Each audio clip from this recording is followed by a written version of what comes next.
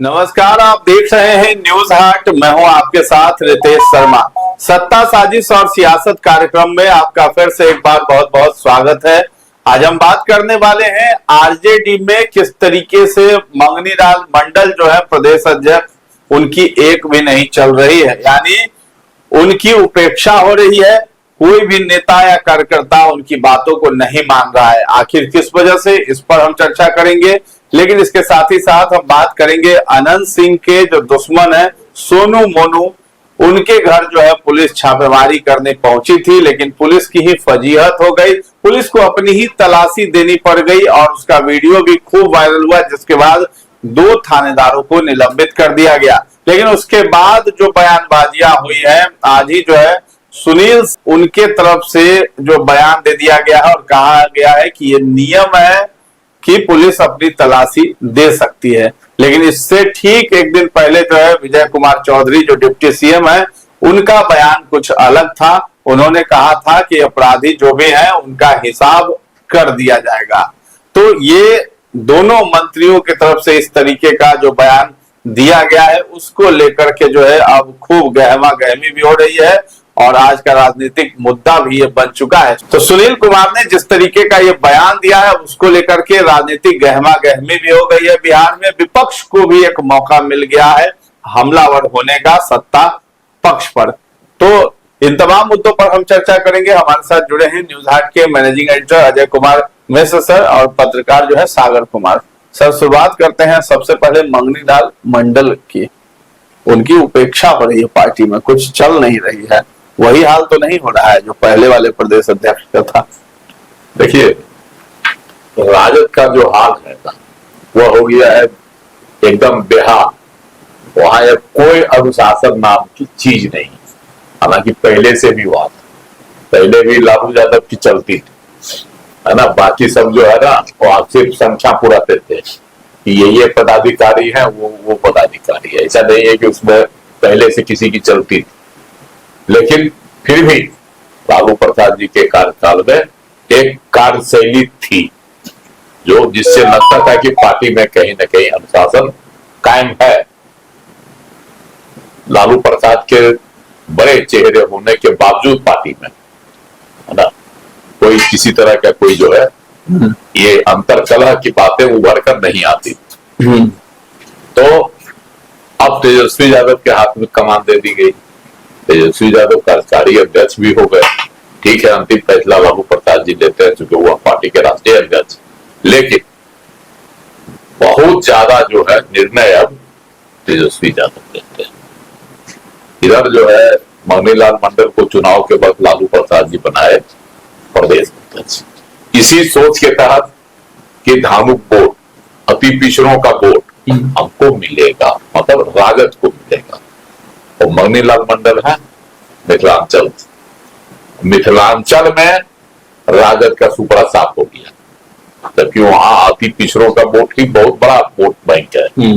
लेकिन अति पिछड़ा समाज से प्रदेश अध्यक्ष बनाने के बावजूद राजद को फायदा नहीं मिला। जगदानंद सिंह थे उस समय अध्यक्ष, प्रदेश अध्यक्ष। उनको किनारे लगा के इनको लाया गया। कहा गया कि जगदा बाबू अब काम नहीं कर सकते, लेकिन अंदर की बात बहुत है और वह बात बाद में। लेकिन कोई फायदा नहीं हुआ। जब चुनाव नतीजा आने के बाद से ही तेजस्वी यादव मंगनी लाल मंडल की उपेक्षा करने लगे, है ना। कई बार समीक्षा बैठक भी हुई पार्टी में, उसमें भी। और इधर हाल में तेजस्वी यादव का एक कार्यक्रम हुआ पार्टी के कार्यालय में, उसकी कोई सूचना इनको नहीं दी गई। कुछ दिग्गज नेता उसका आयोजन कर दिए, सब कुछ, इनको कुछ जानकारी नहीं दी गई। कार्यक्रम का नाम था, आपको छात्र का कार्यक्रम था। छात्र लोग को पुतला फूकने वाला था तो प्रधानमंत्री का नीट वाले मामले में। ये नीट वाला प्रसंग जो हुआ था, मामला हुआ था देशव्यापी नीट पेपर लीक मामले को लेकर पटना में राजद की ओर से किए गए विरोध प्रदर्शन की भनक तक प्रदेश अध्यक्ष को नहीं लगने दी गई। ये कार्यक्रम तय कर लिया गया, कर भी दिया गया, है ना। तो यही ये सब चीज है जिससे लग रहा है कि मंगनी लाल मंडल की जरूरत राजद में नहीं समझी जा रही है ना। इस अनुशासनहीनता को के लिए जांच के लिए जो है मनीलाल मंडल ने एक कमेटी भी बनाई राजद के वरिष्ठ नेताओं की, जिसमें आपको जो है बहुत बड़े बड़े नाम है। उसमें आपको उदय नारायण चौधरी है ना, और उदय नारायण चौधरी, बीनू यादव, प्रदेश उपाध्यक्ष हैं तनवीर हसन, राष्ट्रीय उपाध्यक्ष उदय नारायण चौधरी, रणविजय साहू जैसे नामों को रखा गया उसमें। अब कमेटी को कहा गया कि अब जांच कीजिए कि यह अनुशासनहीनता किस स्तर से अपनाई गई। कमेटी ने अभी तक जांच रिपोर्ट नहीं सौंपी। इससे भी लग रहा है कि इनकी बात को कोई बड़े बड़े नेता भी है कोई तवज्जो नहीं दे रहे है ना। और इधर इन्होंने जो है 7 जून तक रिपोर्ट देने का अल्टीमेटम भी दे रखा है कमेटी के सदस्यों। अब देखना है कि 7 जून तक कमेटी कोई रिपोर्ट देती है अनुशासनहीनता के लिए, किसको दोषी ठहराती है या फिर उसको उसी तरह से नजरअंदाज कर जाती है। तो ये सब इन सब चीजों से जो है मनीलाल मंडल काफी छूट है और अंतर में जो पार्टी के अंदर में अंतर कलह शुरू हो गया और संतोष है जिस तरह से वरिष्ठ नेता की उपेक्षा की जा रही है, समझे। इससे लग रहा है कि अब पार्टी में एक धारा तो एकदम पूरा नाराज है पार्टी के अंदर, वह कभी भी बगावत करने की स्थिति में है। इसकी शुरुआत तो आपको मिल गया था राज्यसभा चुनाव के वक्त ही, जब इनके एक जो अल्पसंख्यक समाज के विधायक थे ना फैसल रहमान, वह जब किनारे कर लिए, आज तक तो इससे ज्यादा उनको कोई कार्रवाई नहीं कर सके है ना। तो इस मनीलाल मंडल के खिलाफ अनुशासनहीन काम करने वालों पर कितनी कार्रवाई करेंगे तो इससे ज्यादा उसकी भी झलक मिल रही है। तो मनीलाल मंडल को अंत में क्या करेंगे, फिर हार के जो है किसी दूसरे दल में जाएंगे। राजद में आने से पहले जदयू में थे ना, तो फिर इसी तरह किसी और पार्टी में जाएंगे। राजद से तो ऐसे भी सभी लोग किनारा करते नजर आ रहे हैं, सब लोग जो है दूर ही जा रहे हैं राजद से। बिल्कुल, जिस तरह से पार्टी है, जिस तरह से पार्टी का हाल है, कोई किसी का कुछ सुन नहीं रहा है, किसी का चल नहीं रहा है। लालू जी का आप देखे कि टिकट लालू जी बांटे, तेजस्वी जी वापस करा दिए आए तो। और एक से एक और है बड़ी बात कि इस मामले में रणविजय साहू से का कहना है कि ऐसी कोई बात हमको कोई जानकारी नहीं, कमेटी बनी है कि नहीं बनी। अब आप बताइए जिसको कमेटी में रखा गया है जांच करने के लिए, वही कह रही कमेटी बने कि नहीं बने वो कोई जानकारी नहीं। तो यही से आप अंदाज लगा सकते हैं कि क्या कहता है मनीलाल मंडल की क्या स्थिति है पार्टी में। रणविजय साहू तेजस्वी यादव के खास है और वो कैसे अनुशासनहीनता की रिपोर्ट बना कर देंगे। कोई भी निर्देश जो हुआ नीट के खिलाफ में जो प्रदर्शन हुआ था, विरोध प्रदर्शन, चाहे राजद छात्र के द्वारा ही हुआ हो या कार्यकर्ता के द्वारा, तो उसमें जो है ना तेजस्वी यादव का ही निर्देश था। वही नीट के पेपर लीक मामले बहुत ज्यादा जो है ना बयानबाजी कर रहे थे, तो स्वाभाविक है उनके ही दिशा निर्देश में हुआ होगा। तो इसलिए जो है मनीलाल मंडल क्षुब्ध है और उनका कोई भाव अब राजद में नहीं दिया जा रहा है।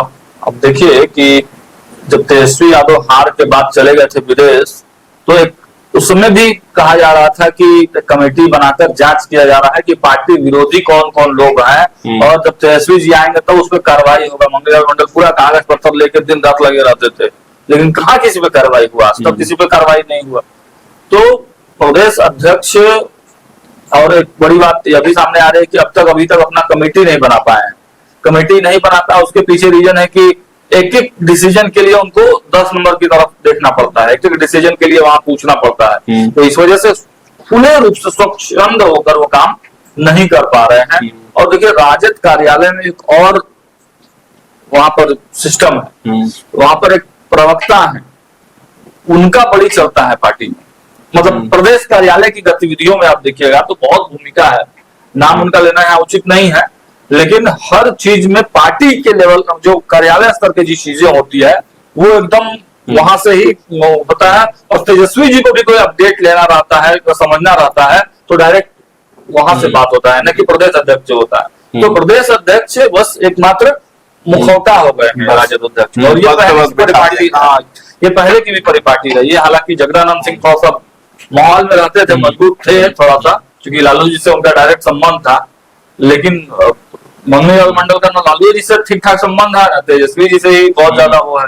तो इस वजह से अभी इनका स्थिति कुछ ठीक नहीं है। चलिए अब देखिए, हाँ, जो सच्चाई है, जगदानंद सिंह भी जो कार्यालय आना छोड़ दिए थे, वो भी तेजस्वी यादव की ही हरकत थी। तेजस्वी यादव उनको मनाने भी नहीं गए, वो तो लालू प्रसाद जी उनको फिर बुलाए, है ना, तब वो आए। और दोबारा जब गए तो पदे छोड़ दिए। तो तेजस्वी यादव न पहले वाले प्रदेश अध्यक्ष को बहुत भाव देते थे, ना अब ही वर्तमान वाले को दे रहे हैं। बोले ना आपको, हम लालू जी की जो शैली थी उसमें बहुत बदलाव आ गया। चलिए जदयू के उस बयान पर चर्चा कर लेते हैं जिसमें डिप्टी सीएम है विजय कुमार चौधरी, उन्होंने भी बयान दिया। अब उनके बयान से मेल नहीं खाता है उन्हीं की पार्टी के नेता का बयान जो है, जो सुनील कुमार ने जो आज बयान दे दिया है, कह दिया सोनू मोनू मामले में जिस तरीके से पुलिस की तलाशी ली गई उसके घर में, तो उसको लेकर के जो सुनील कुमार ने बयान दिया कि ये नियम है, पुलिस को तलाशी देनी पड़ती है। देखिए, इसमें तो बड़ा अजीब तरह का लगता है। पुलिस गई तलाशी करने, है ना, सोनू मोनू जो है गैंगस्टर, वहां सोनू को गिरफ्तारी करने की जो खबर है ना, उसे घर पर गई। सोनू की माँ जो है मुखिया है, और जिन्होंने कहा कि हम पर हमला किया गया मारपीट का, वो मुकेश है ना, वो या उनकी पत्नी कोई जो है सरपंच है।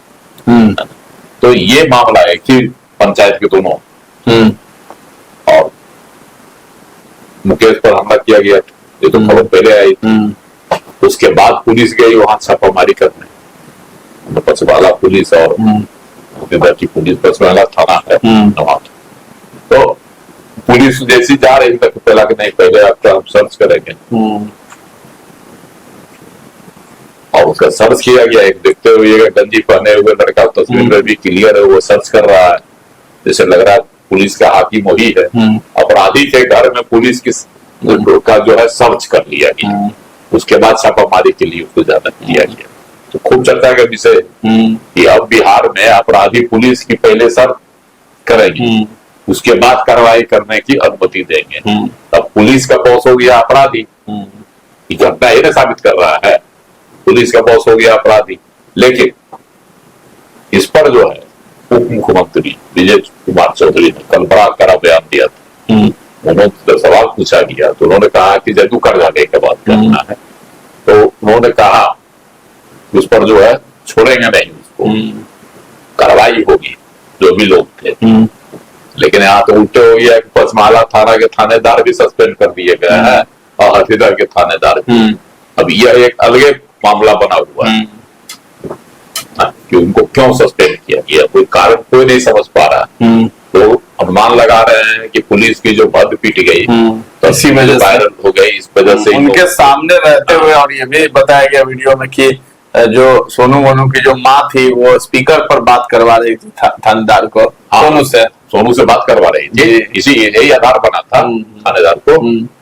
और थानेदार की वहां गिरफ्तारी भी नहीं हुई, घर में मिला भी नहीं, कहाँ फरार हो गया ना। तो जितना देर तक ये लोग तलाशी ले रहा होगा उतना देर वो निकल गया होगा सोनू। तो ये तो जो है जांच का विषय है, पुलिस को उससे हम क्या ले रहा था। लेकिन सबसे विवादित बात है, एक तरफ उप मुख्यमंत्री है उसी पार्टी से, वह कह रहे हैं कि छोड़ेंगे नहीं, कार्रवाई होगी जो भी दोषी है। और दूसरी तरफ मंत्री सुनील कुमार पूर्व आईपीएस भी है, तो उनका कहना है कि नहीं ऐसा नियम है ना।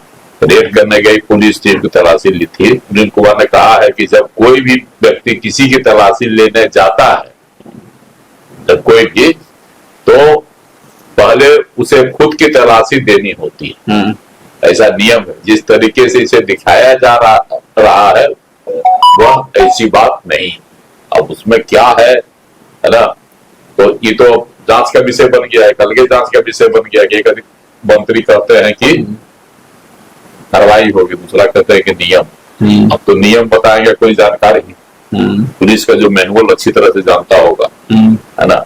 लेकिन ये घटना जो है अपने आप में एक बड़ी घटना, दोनों मोनू भी एक बड़ा गैंगस्टर उस क्षेत्र का, और बराबर टकराते रहता है वो आनंद सिंह के लोगों से, मदन सिंह के समर्थक के साथ। हाँ, आनंद सिंह के लोगों से, है ना। मुकेश सिंह भी जो है आनंद सिंह के लोग, मिल बटा का कारोबार करते हैं दोनों भाई, दोनों मोनू। अब इस मामले को लेकर जो है सियासी रंग पकड़ लिया कि देखिए क्या हो रही है सरकार में, अपने मंत्री को, दो थानेदारों को सस्पेंड भी कर दिया गया।